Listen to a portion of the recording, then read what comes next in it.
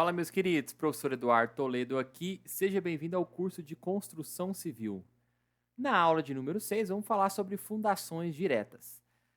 O assunto fundações vai ser dividido em duas aulas. A aula de número 6, que trataremos das fundações diretas, são fundações rasas, né, e superficiais. E na aula de número 7, trataremos de fundações indiretas, que são fundações profundas. Bom, os principais objetivos da aula são destacar o conceito de fundações, né?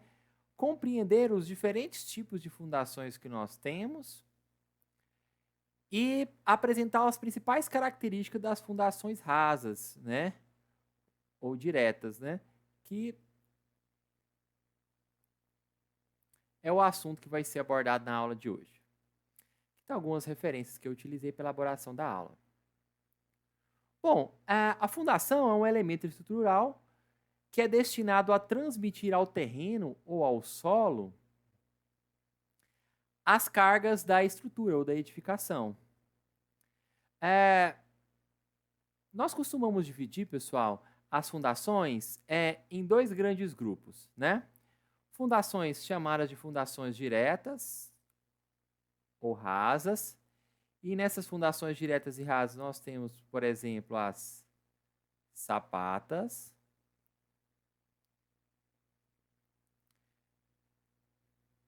e também os radier. E fundações indiretas ou profundas. E aqui nós podemos citar as estacas. E as estacas, pessoal, eles podem ser estacas de madeira,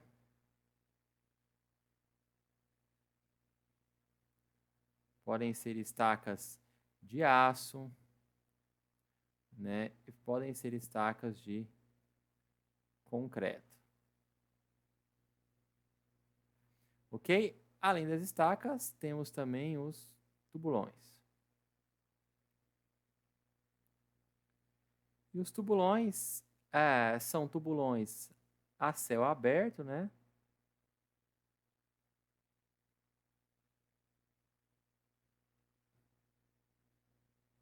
Ou ainda tubulões pneumáticos.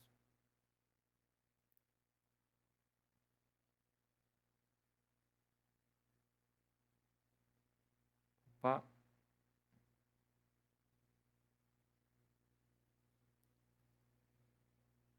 Para escolher o tipo de fundação, se ela é direta, né, ou superficial, ou indireta, ou profunda, tem que levar em consideração alguns critérios, né, que eu vou destacar aqui para vocês.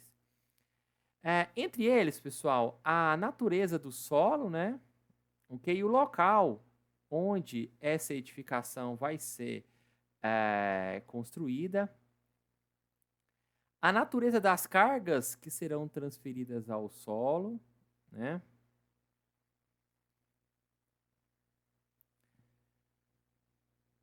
algumas limitações existentes para alguns tipos de fundações, né?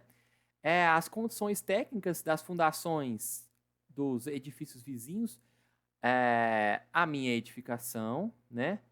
Levar em consideração o orçamento completo para escolher o método mais compatível e econômico, né? E também levar em consideração, pessoal, o que a gente chama de viabilidade técnica e viabilidade econômica, né? Às vezes o método, apesar de ser um pouco mais caro, eu tenho um tempo menor para execução. No final das contas, o custo final acaba sendo menor.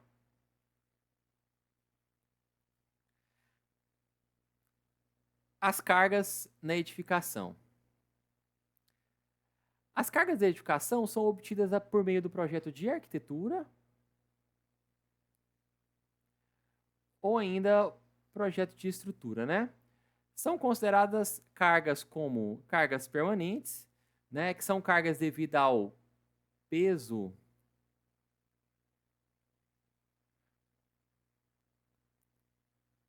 próprio dos elementos.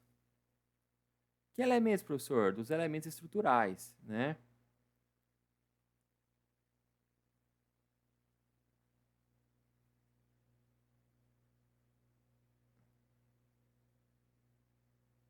Dos elementos estruturais. Mais ainda, as sobrecargas fixas, né?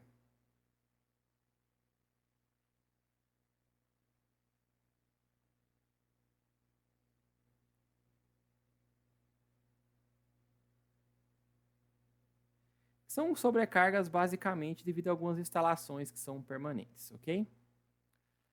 As cargas acidentais, que são cargas que atuam na estrutura devido ao uso, né?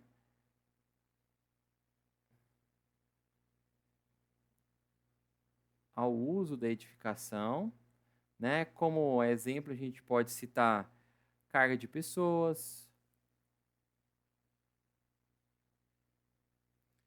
móveis,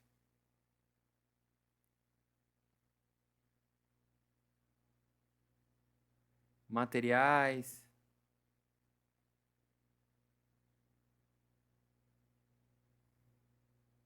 e outros, né? E também, pessoal, a carga é devida ao vento, que eventualmente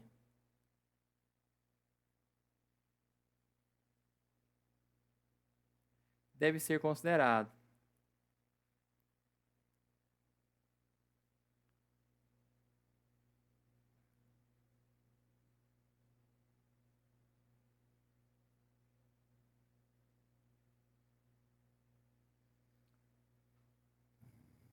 Bom, aqui eu tenho o desenho, pessoal, nessa figura, de um pórtico, né?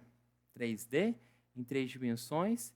Vamos identificar alguns itens aqui desse pórtico. E aí, deixa eu só trocar de cor aqui. Aqui, pessoal, nós temos as cargas, né? Essas cargas aqui são verticais, tá? Ok? E aí, nós temos aqui, nesse trecho aqui, ó, pessoal, esse painel aqui, nós chamamos de laje, tá? Aqui nós temos a laje, deixa eu escrever melhor. Aqui nós temos a laje, né? Nesse trecho aqui eu tenho a viga, tá bom? Aqui, elemento vertical já é o pilar, né? Esse trecho aqui, pessoal, já é a minha fundação. Aqui nós já temos, pessoal, ó, aqui embaixo da fundação nós temos o solo, né? Então, nesse pórtico a gente tem os carregamentos verticais, ok? Mencionei aqui. Carregamentos horizontais, aqui colocado como o vento, né? A laje, a viga, o pilar, a fundação e o solo. Então, a dinâmica funciona mais ou menos assim, olha. A laje descarrega a sua carga, além do peso próprio, né? E as cargas que estão sobre ela, na viga. A viga, por sua vez, descarrega no pilar. Já o pilar transfere o carregamento para a fundação. Vou até colocar de outra cor aqui, que é o elemento de estudo, né? Para a fundação.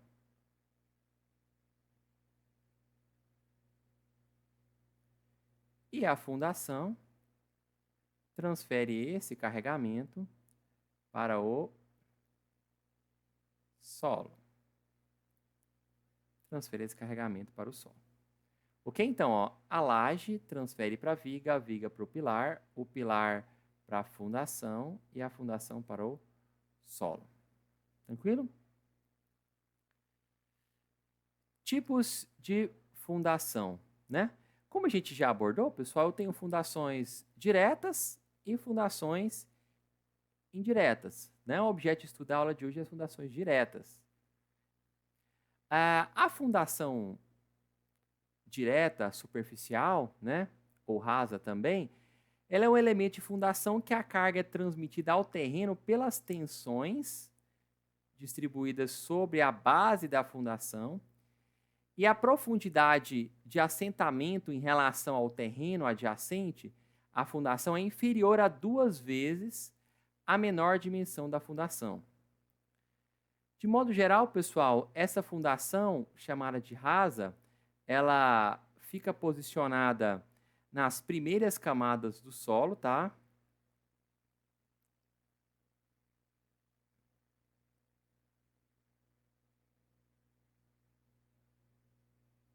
Primeiras camadas do solo.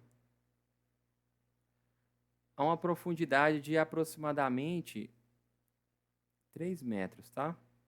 É o que as principais literaturas falam pra gente. E como exemplo de fundações desse tipo, a gente até abordou no iniciozinho da aula,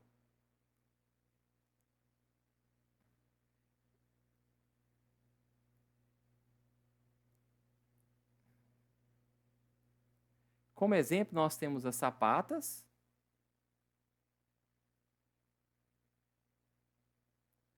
radiês,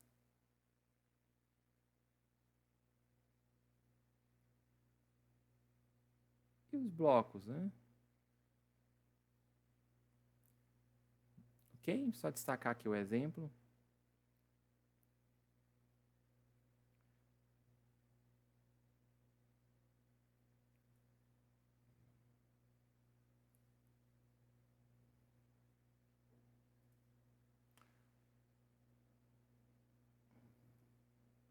Já as fundações profunda ou a fundação do tipo profunda, pessoal,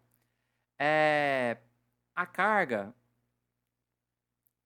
transmite-se ao terreno pela base dessa fundação, que a gente chama de resistência de ponta, ou ainda pela superfície lateral, que é a resistência do fuste, tá bom? Esse tipo de fundação, nós temos como exemplo, falei no iniciozinho da aula também, as estacas, né?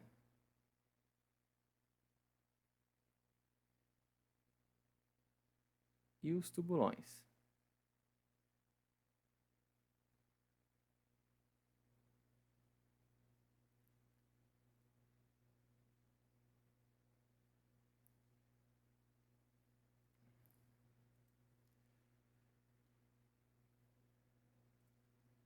A escolha do tipo de fundação depende, como já dissemos, deixa eu trocar a caneta, do porte da obra, mas também depende das características do solo. Essa imagem aqui mostra algumas edificações com diferença de porte, né? E algumas indicações para o uso de fundação. Então, pequenos edifícios, né, casos sobrados, superficiais, blocos e alicerces, sapatas, radier, profundas indiretas, brocas, straus, pré-moldadas. A gente vai ver isso na próxima aula, essa parte profunda. Altos edifícios ou prédios, superficiais, sapatas e radiers, profundas, tubulões, estacas moldadas no local e pré-moldadas. A norma que trata desse assunto, né, que fala um pouquinho de projeto e execução de fundação, é a 6122. Essa norma, ela fixa as condições básicas para serem observadas no que se refere a projeto e execução de fundações em edifícios, pontes e demais estruturas. Essa norma sofreu uma atualização recente, né? Ela mudou em 2019, né? Então você consegue acessar o site da ABNT catálogo aqui para verificar qual que é a última versão vigente, tá bom? É essa versão aqui mesmo, olha. 2019. Então, fundações diretas ou rasas, né? Vou fazer um esquema aqui para mostrar as várias divisões de fundações diretas ou rasas. Chamar só de diretas, né? Nós temos a sapata, e aí ela pode ser corrida, né? Vou colocar a primeira corrida aqui. E essa sapata corrida, ela pode ser simples ou armada. Vou colocar a mesma cor. Ela pode ser do tipo simples. Simples é apenas de concreto, tá, pessoal? Armada é quando eu tenho concreto armado. Armada. Nós também temos a sapata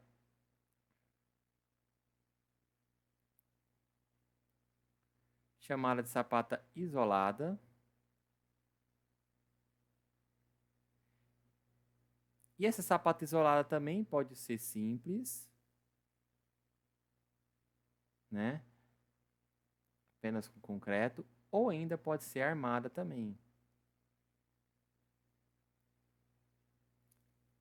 E aí, nós temos também o radier.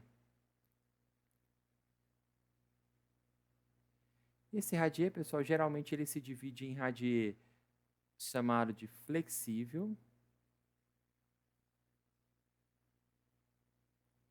ou um radier que é chamado de rígido.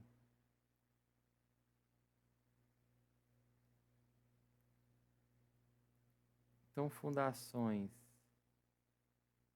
diretas, sapata corrida, sapata isolada, radier. Na aula de hoje a gente vai estudar essas fundações diretas aí. Bom, fundações diretas, então, vamos falar um pouquinho sobre os alicerces, né? São estruturas executadas com assentamento de pedras ou tijolos maciços, né? Em valas de pouca profundidade. Escavo com pouca profundidade, entre meio metro e 1,20 m aproximadamente, né? E aí, pessoal, tem uma imagem aqui que mostra justamente isso aqui, ó. Então, aqui eu tenho a parede, né? Aqui eu tenho a parede. Aqui está um processo de impermeabilização, né? Para evitar a subida da umidade. E aqui é que está o alicerce, ó.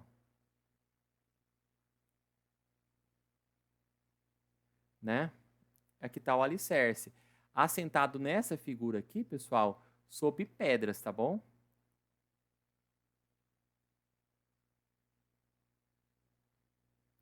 Né? Aqui eu tenho um solo um pouco mais resistente, né? Aqui eu tenho um lastro aqui. E aqui um outro tipo de alicerce, esse sim constituído, pessoal, por um bloco de concreto, tá? Por um bloco de concreto. Aqui a gente pode ver o arranque, né? Ou a espera para os pilares, tá bom?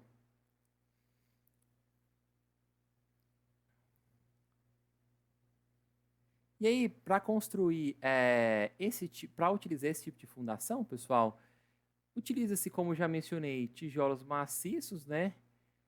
Simples ou escalonado, né?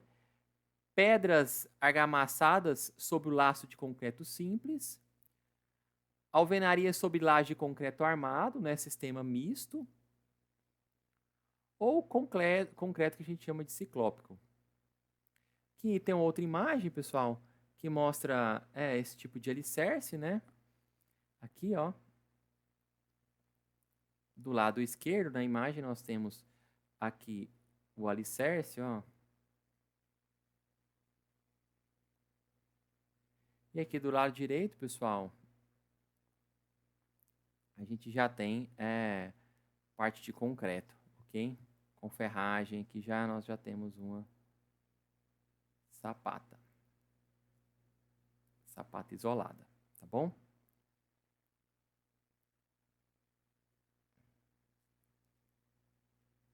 E aí, recortando novamente aquela imagem, né? Onde tinha um alicerce. Aqui mostra uma foto real, né? Com o alicerce. E essa parte preta aqui, pessoal, é a parte de impermeabilização, tá?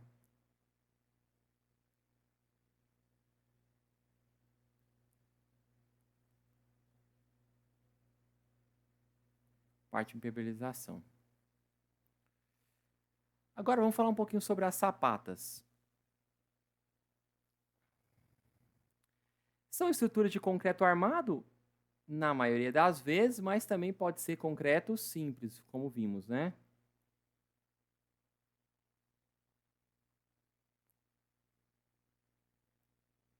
E aí, pessoal, elas têm uma pequena altura em relação à sua base. A base é bem maior do que a sua altura, né? Elas podem ser de base circular, base quadrada, base retangular ou base poligonal. Podem ser executadas de forma isolada, né? Associadas ou combinadas, contínuas, sobre pilares ou muros. Aqui, pessoal, nós temos uma imagem aqui do lado esquerdo em planta, né? Base quadrada, né? Base retangular, base circular e base poligonal. E aqui em corte, a gente pode observar, né? Aqui eu já tenho a espera, né? O arranque, né? Aqui eu tenho a armadura.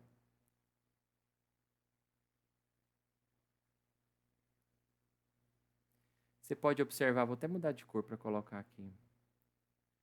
Pode observar, pessoal, que essas sapatas, elas formam um ângulo aqui, onde tem um chanfro, né? Forma um ângulo de 45 graus, tá? Aqui tem a indicação da carga dessa sapata, que ela vai receber. E aqui do lado direito, pessoal, uma foto de execução de uma sapata, né? Sapata com base retangular, tá bom? Esse aqui é retangular. E se você observar bem, aqui a gente continua vendo a espera, tá? Do pilar. Aqui, pessoal, nós temos novamente uma visão de projeto, né? Aqui do lado esquerdo em corte, do lado direito em planta. Vamos identificar alguns itens aqui. Aqui, como a gente já viu anteriormente, é a espera. A espera do pilar, né? Também chamado de arranque. Essa parte aqui, pessoal, é a parte de concreto, né? Essa sapata aqui é uma sapata de concreto armado, porque ela tem armadura, né? Aqui a gente pode observar, pessoal. Puxar para cá. Armadura, né? Vou chamar aqui o termo mais usual, ferragens.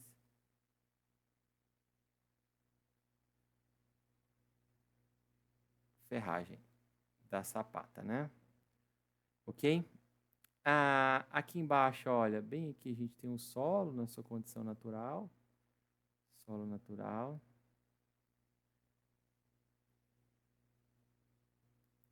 Essa camadinha aqui, vou tentar destacar com marca-texto. Essa camadinha aqui, olha. Essa camadinha a gente chama de laço de concreto, tá?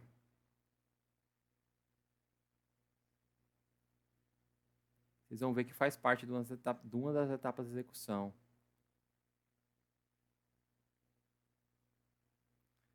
O laço de concreto. De cá a gente tem a baldrame, né? A viga baldrame.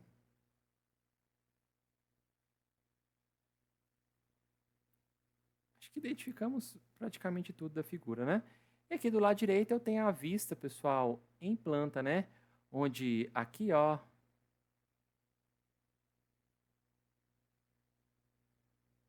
eu posso observar as esperas, né? Ok? De cá tem a viga baldrame.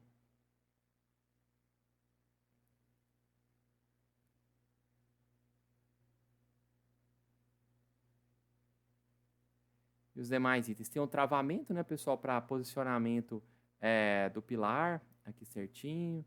Aqui a marcação para o chanfro, né?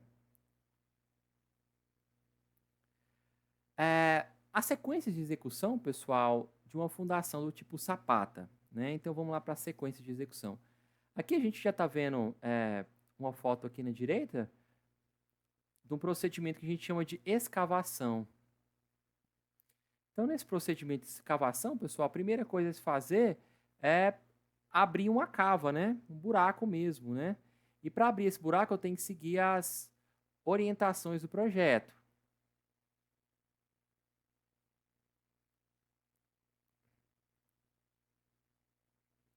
E aí,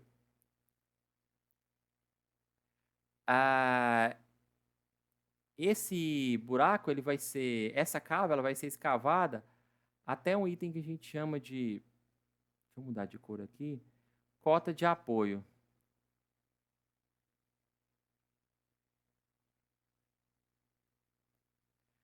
É onde a sapata vai ser efetivamente apoiada, né?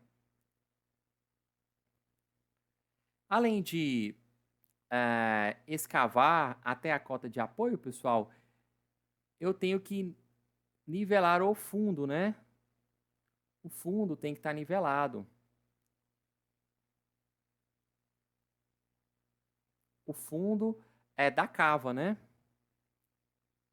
E depois de nivelar, eu tenho que fazer o processo de compactação ou apiloamento.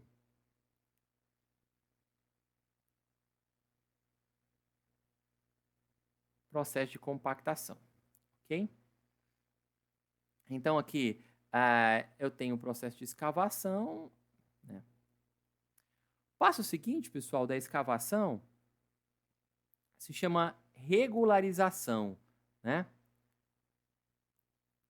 Então, para fazer essa regularização, eu vou jogar, depois de escavar, né, e compactar o solo, eu vou jogar um lastro de concreto magro.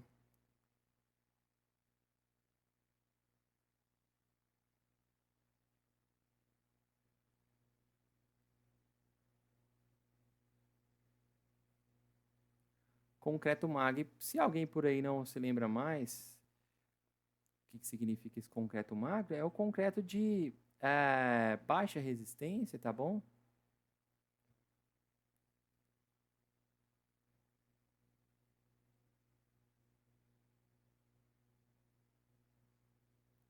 E aí,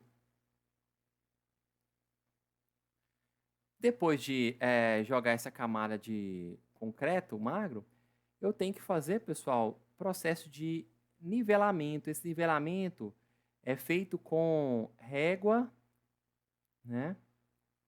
Ou ainda com a colher mesmo, de pedreiro, né?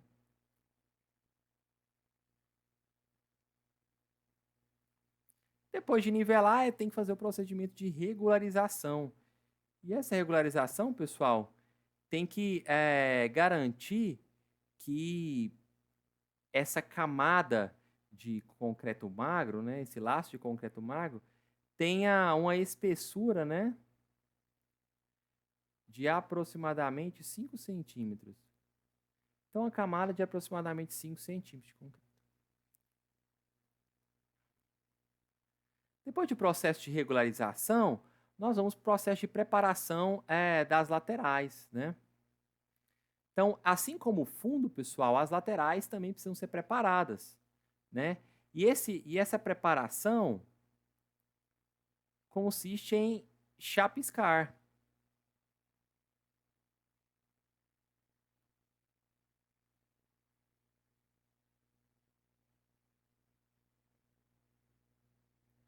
Chapiscar as laterais.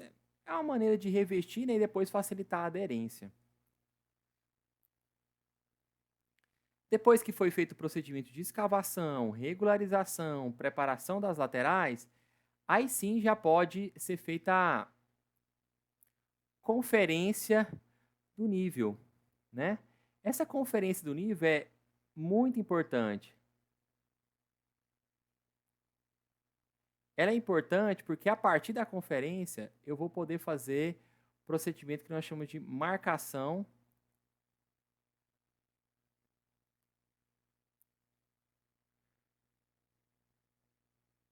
dos pilares, né? Eu vou marcar, pessoal, a posição desses pilares, ok? Então, por isso que tem que estar no nível certinho. Então, escavou, né? Regularizou, preparou as laterais, conferiu o nível, tá tudo ok? Já pode ser feito o posicionamento, nós chamamos de saída para os pilares, né? Eu já posso posicionar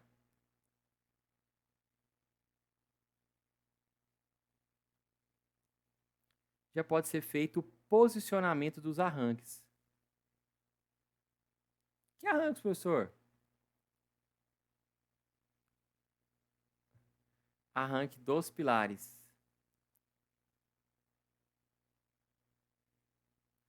Já posso posicionar o arranque dos pilares. E aí, para posicionar, eu vou fixar, como geralmente utilizamos arame, tá?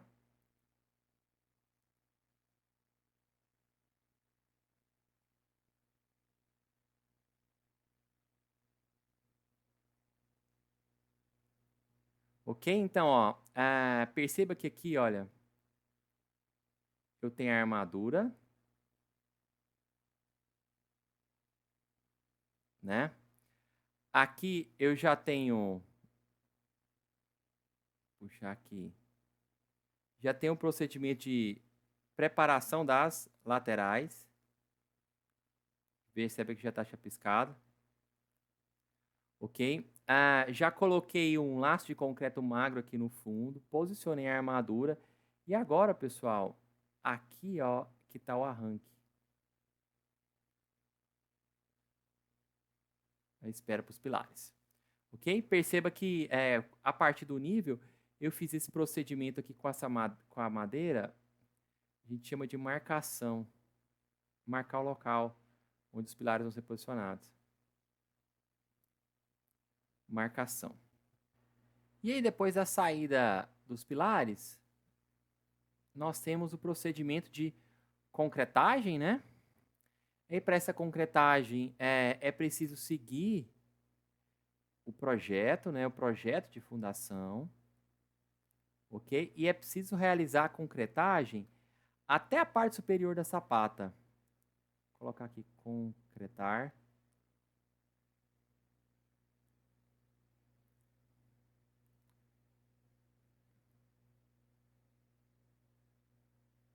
Até a parte superior.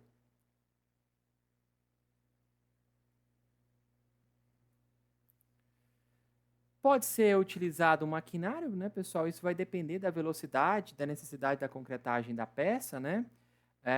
Pode ser utilizado o carrinho de mão, pode ser utilizado a betoneira ou outro maquinário mais elaborado.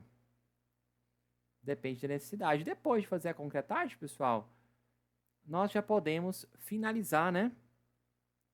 E aí, para finalizar, eu vou posicionar, né, a armadura do pilar, ok? Sempre considerando o arranque já deixado, né? E depois colocar as formas do pilar, né? E concretar o pilar. Aqui nós temos uma imagem que mostra uma sapata, né? No procedimento já, depois de colocada a forma, né? Aqui a gente tem os arranques. Ok? Aqui, ó, a contenção lateral, né? Que é a forma. Beleza? Essa concretagem, pessoal, geralmente é feita em pelo menos 2 etapas, né? Eu coloco essa contenção lateral aqui, concreto até essa altura aqui, olha. Até essa altura que eu vou chamar de H, que é a altura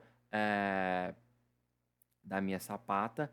Depois eu coloco essa outra parte aqui da forma, que é a caixaria, né? E aí sim eu deixo o orifício aqui para realizar a concretagem também até essa parte aqui.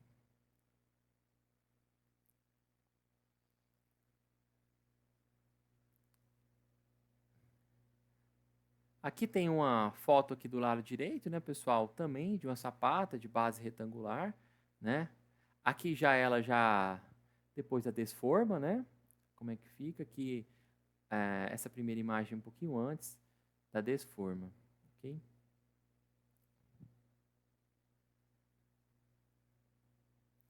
Sapata corrida ou contínua. É um elemento de concreto armado, né? Com espessura então, variável ou constante. A base pode ser retangular, quadrada, trapezoidal. E ela é chamada de sapata corrida ou contínua porque ela é comum a vários pilares. Geralmente utilizamos essa sapata, pessoal, contínua ou corrida, quando eu tenho pilares muito próximos e aí as sapatas que vão estar abaixo desses pilares, elas se sobrepõem ou se superpõem, né? E aí sim a gente costuma fazer uma sapata única, que é sapata corrida ou isolada. Tudo bem? Aqui tem uma vista em planta, né? De uma sapata do tipo corrida, aqui em corte, né? Aqui uma perspectiva dessa sapata. Se a gente fosse fazer elas separadamente, pessoal, perceba que devido à proximidade desses pilares aqui é o pilar, tá? Pilar. Pilar. Devido à proximidade desses pilares, a base dessas sapatas iam se superpor, e aí sim já vale a pena fazer uma sapata do tipo corrida.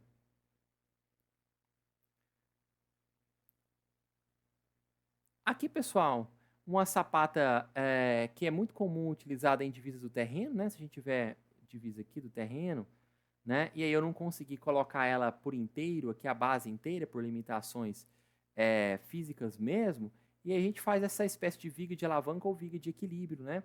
E coloca uma outra sapata aqui, onde as duas vão receber o pilar, ok?